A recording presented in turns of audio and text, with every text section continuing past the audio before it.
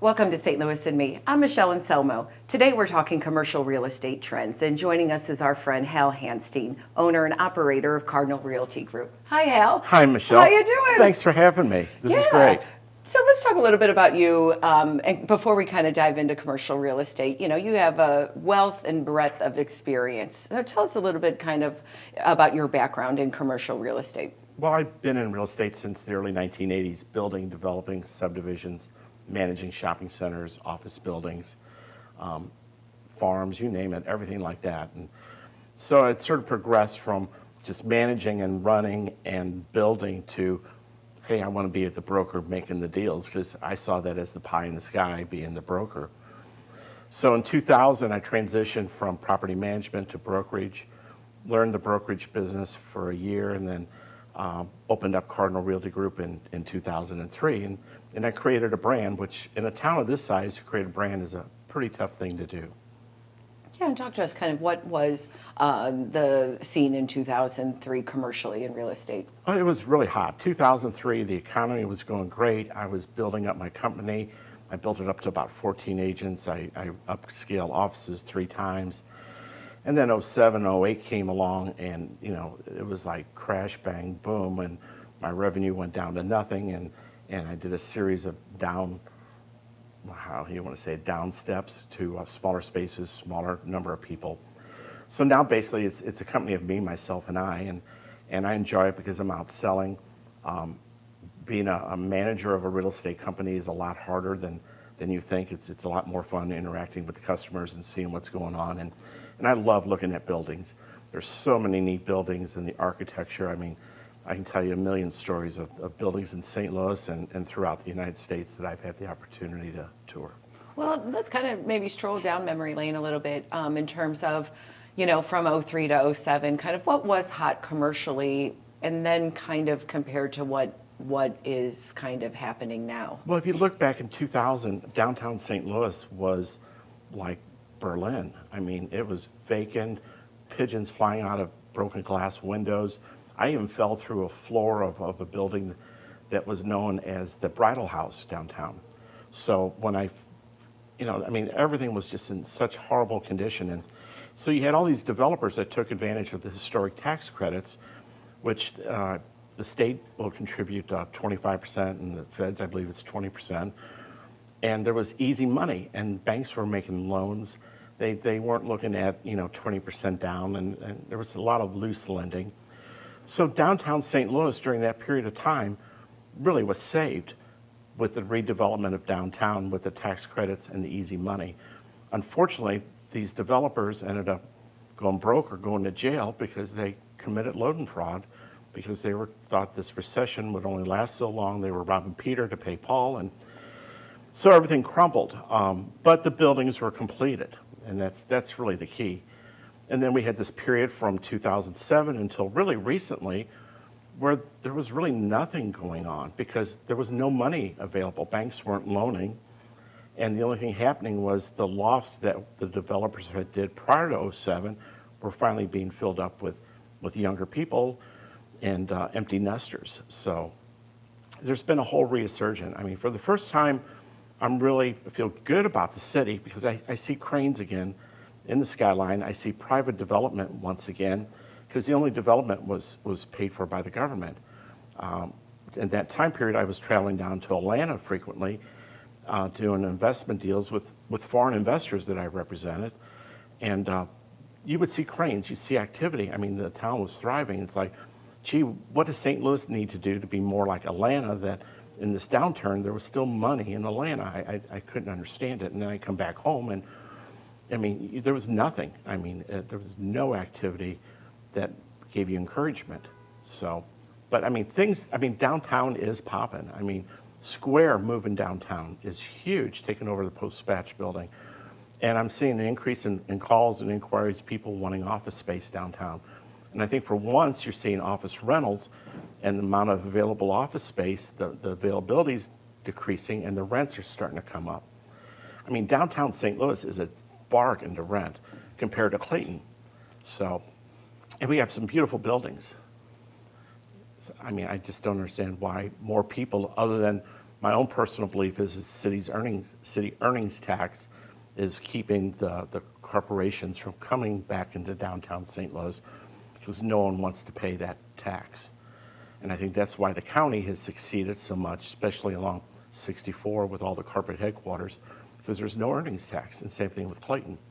Yeah, what is the, kind of the regional picture kind of outside of the city in terms of the commercial real estate growth? What kind of happened in the last 20 years?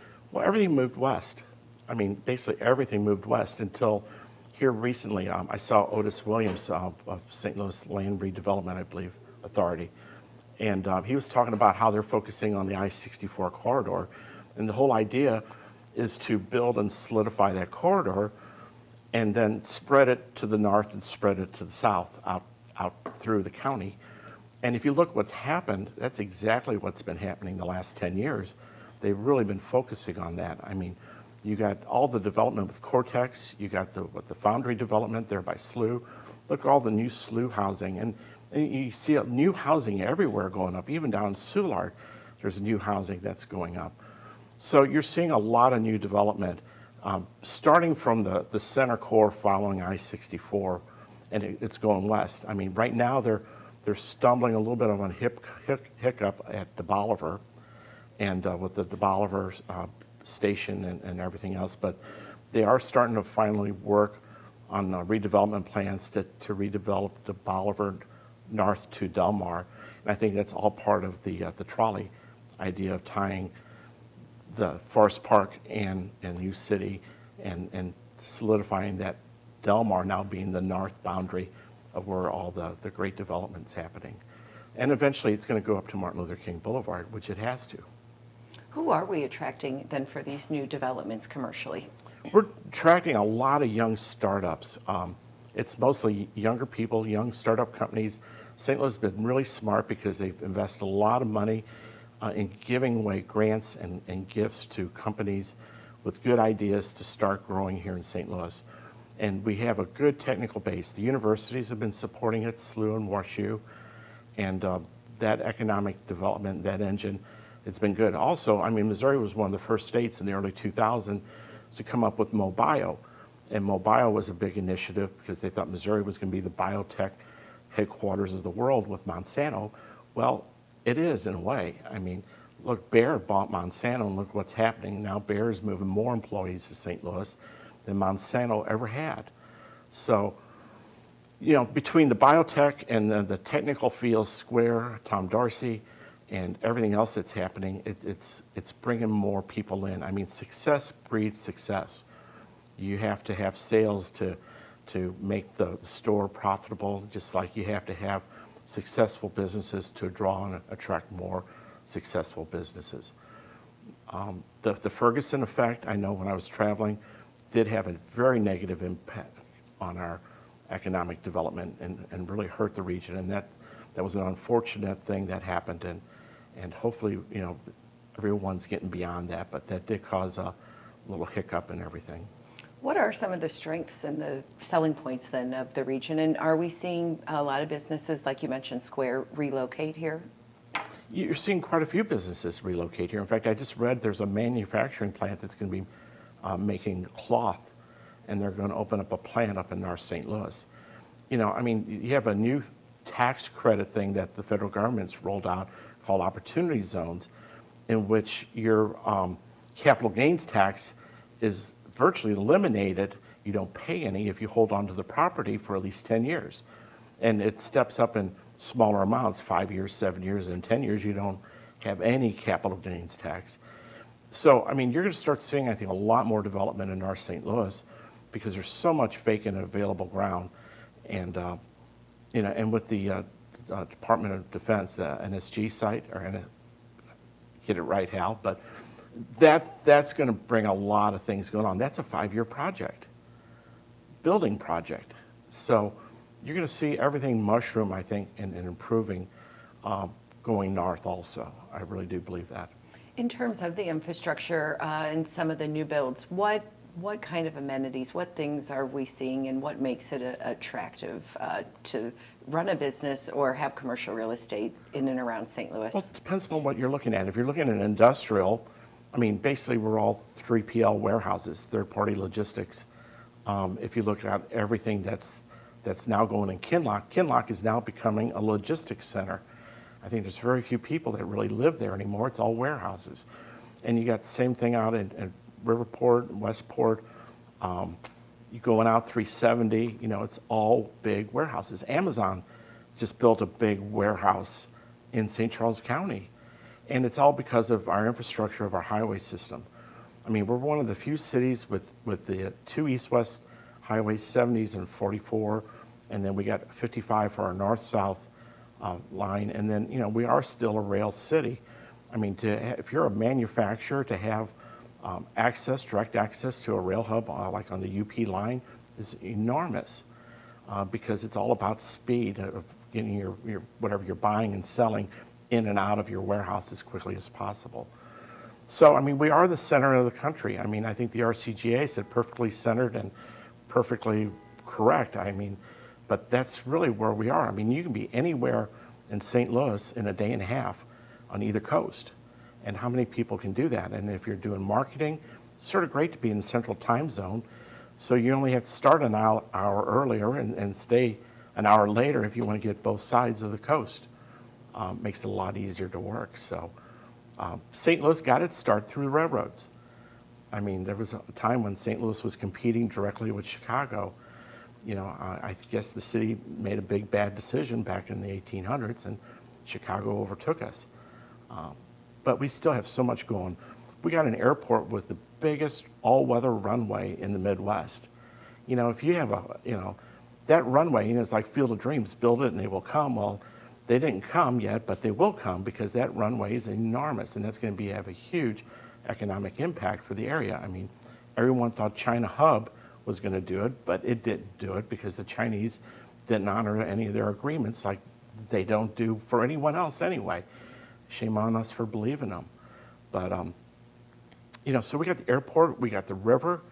I mean, God, the Mississippi River, barge traffic. I mean, that's another big thing. I mean, there's probably more coal and soybeans and corn and commodities going up and down that river than you can imagine. So roads, river, railroad, center of the country makes St. Louis a great spot to be. What have some of the market value and the trends been like for commercial real estate then over the past decade? Well, when 2007 and the crash came, commercial real estate, just like all real estate, devalued by at least 30%, is what my indication was. And it's finally come back to that level where it was prior to the crash, and I think it's increased a little bit more than that. I think the biggest challenge for the city is to work together. The RCGA at one time was running the economic development hub for the entire city. And then there was some internal disputes with management of RCGA, I believe. And so then the county and the city decided we're going to do our own thing with the St. Louis Economic Partnership. Well, as we saw with Stinger, that worked out real well. And not that it worked out real well. And so when we were trying to get Amazon here, everything was about, we just want Amazon downtown. What about St. Charles? What about Jefferson County? I mean, what about over in Illinois? I mean, the outside counties were all pretty much excluded from the discussions of picking sites and developing a plan to present to Amazon for their headquarters. And I think, that hurt a lot of feelings, and I know it hurt feelings in St. Charles County, and I'm sure it did in Jefferson County and Madison and St. Clair counties, because we were just thinking downtown, everything's downtown, it's just St. Louis. St. Louis is the core of the apple, and we have to maintain that, but we're a bigger region than just downtown St. Louis. So for the big national calls, we need a group that will be properly represented from all the counties that make up the St. Louis SM statistical area to present these projects and to lure these big companies into St. Louis. And we can do it. I mean, we got One Bell Center, I think it's 100% empty. Wouldn't it be great to fill that up with a major corporate? Think of that, what that would do, plus the jobs.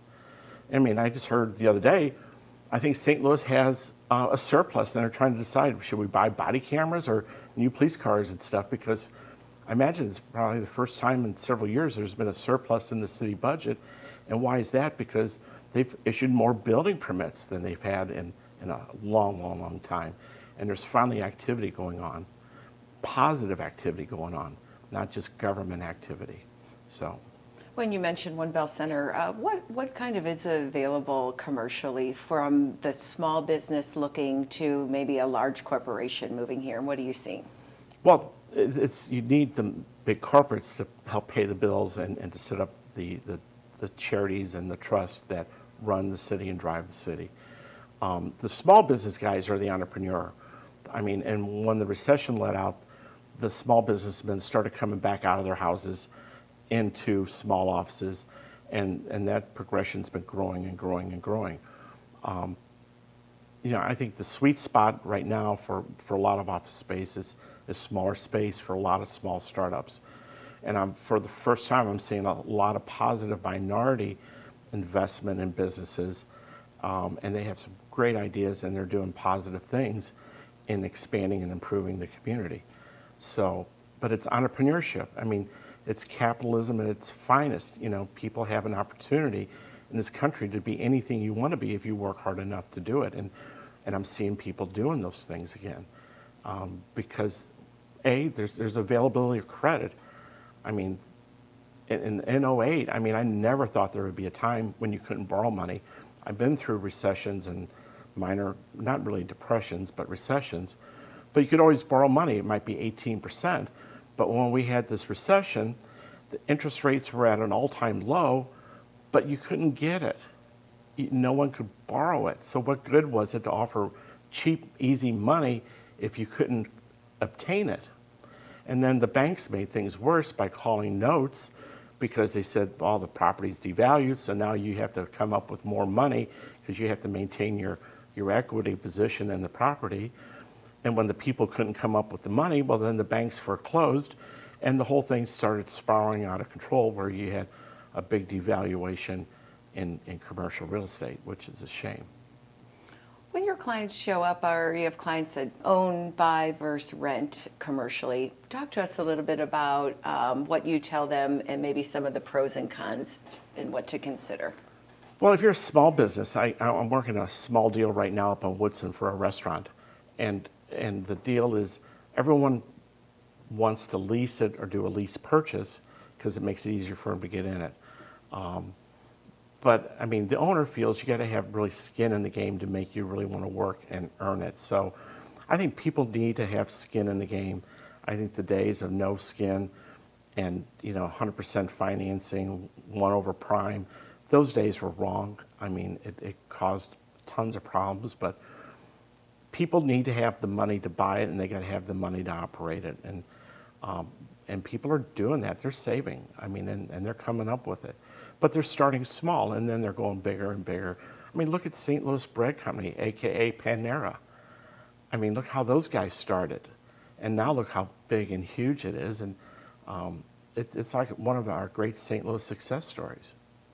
What are some of the areas or neighborhoods you're trying to kind of point clients in that you see are on the brink of maybe a resurgence, or where property values, are set to go up? What's some of your advice? Honestly, I see North St. Louis. I was driving down Martin Luther King Boulevard just last week, and the city's come in. They put all new street lights on either side of it, and yes, it's in spots it looks terrible.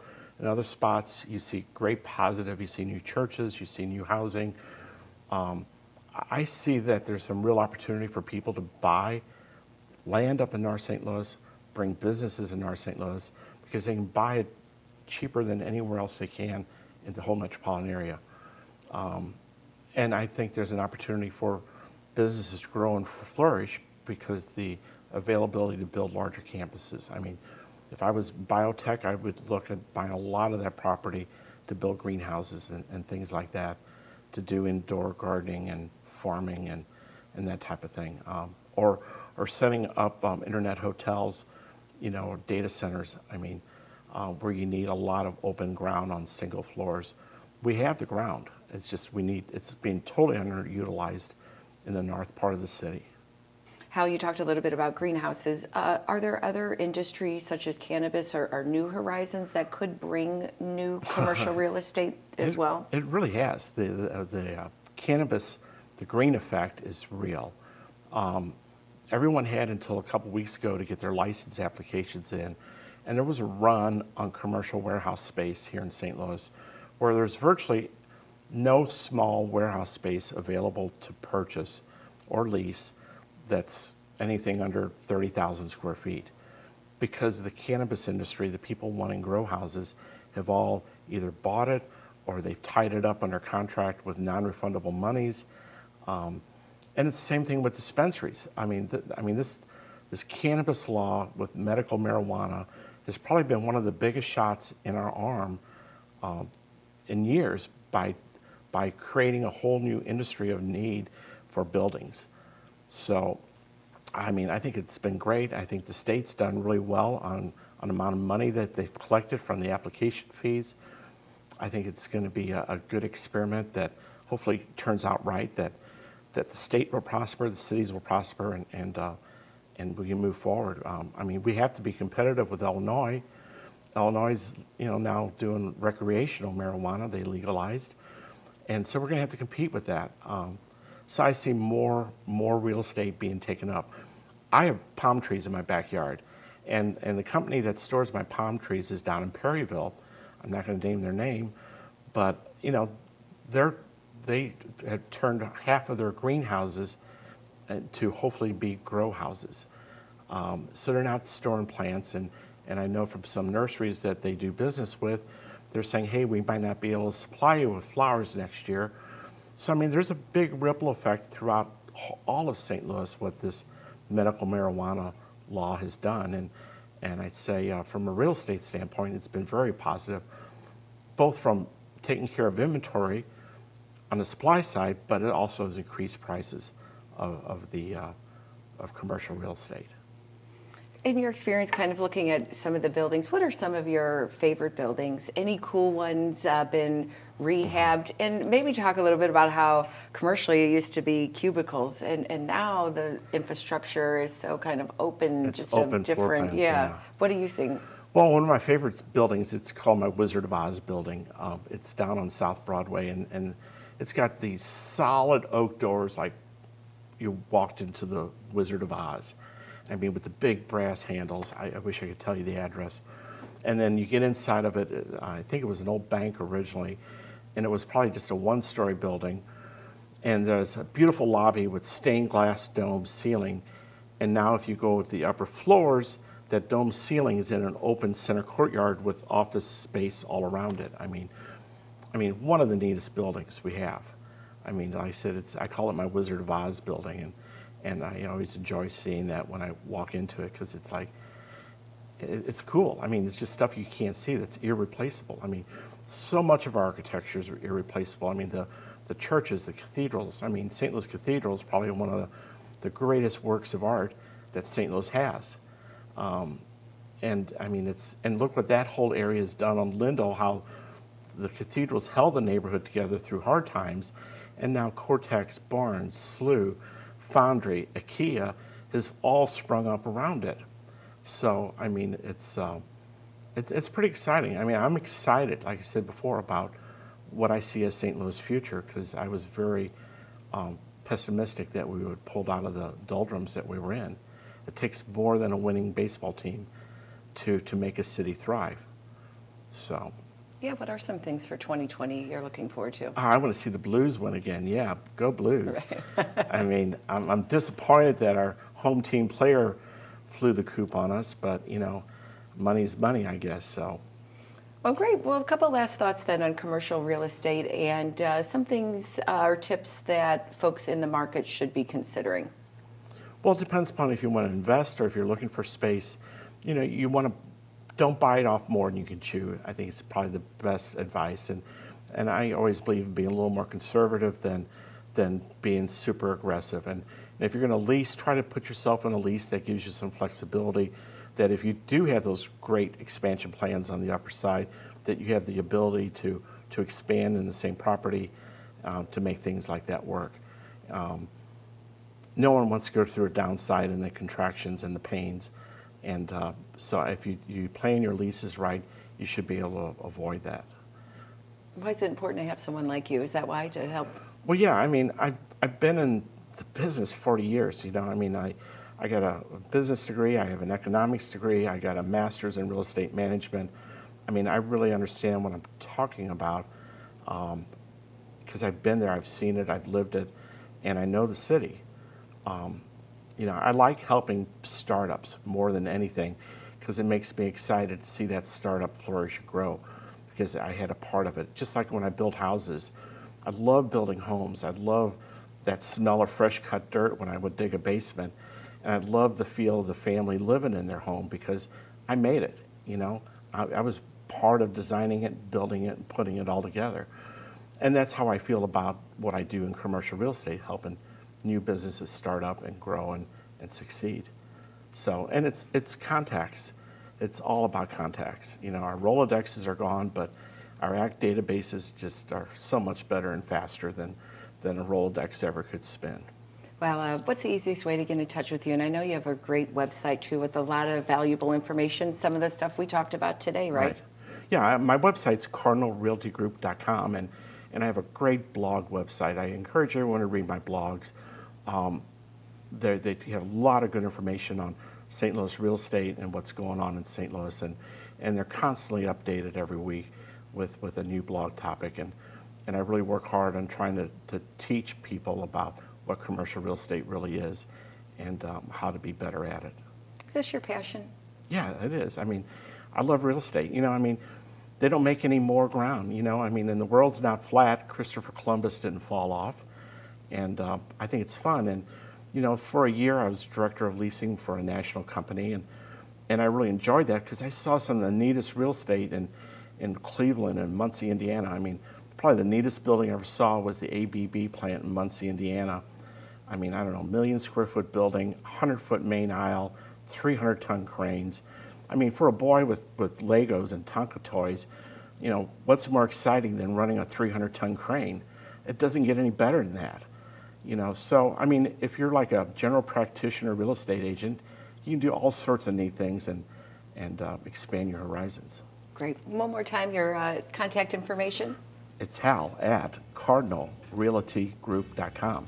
Hal, thank you so much for your time. Really insightful today. Thank you very much, Michelle. Well, you bet. That'll do it for us on this edition of St. Louis and Me. Until next time.